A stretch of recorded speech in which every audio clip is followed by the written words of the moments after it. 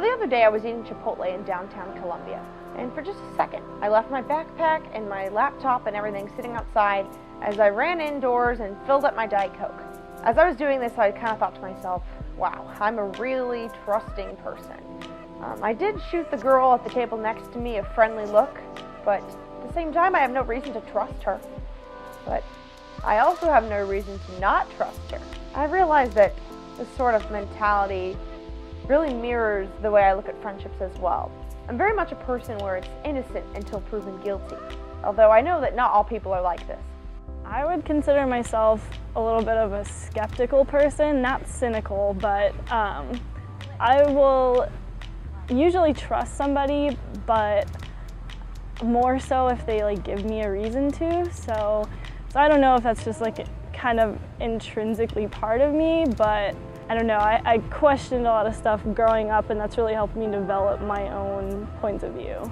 Now, I've kind of learned that my overly trusting nature could be used as a tool. Because more often than not, if you trust someone first, they're going to trust you right back and feel comfortable with you from the start. It's kind of like a rule of friendship. I trust that you'll respond to my text message. I trust that you will, if I need you to do something because we are friends, you will do it for me because you are aware that I would do the same thing for you. And as if trusting a friend in real life isn't hard enough, now our generation has to deal with how to navigate social media and how to trust people online. Face-to-face experiences are way more authentic, and you can see people's body language and stuff on Facebook and other social media sites. It's so much easier to lie about who you are. What about the general public? And does it differ from trusting individuals?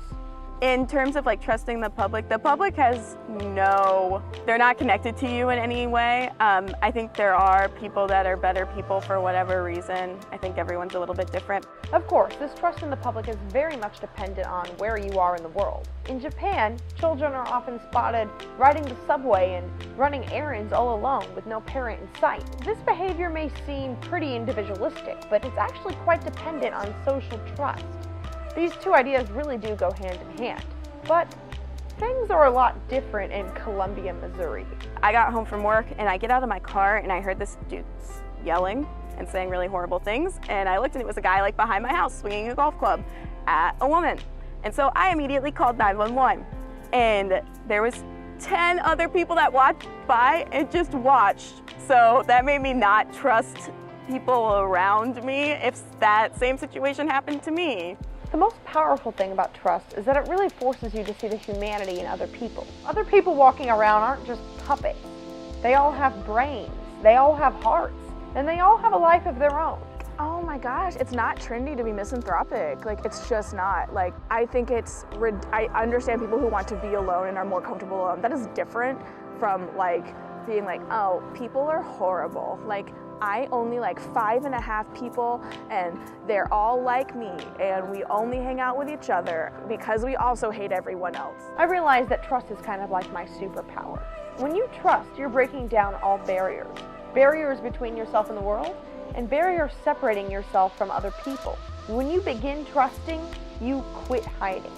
When you trust, you're setting your soul free. And when you're strong enough to live life with no barriers, nobody can hurt you.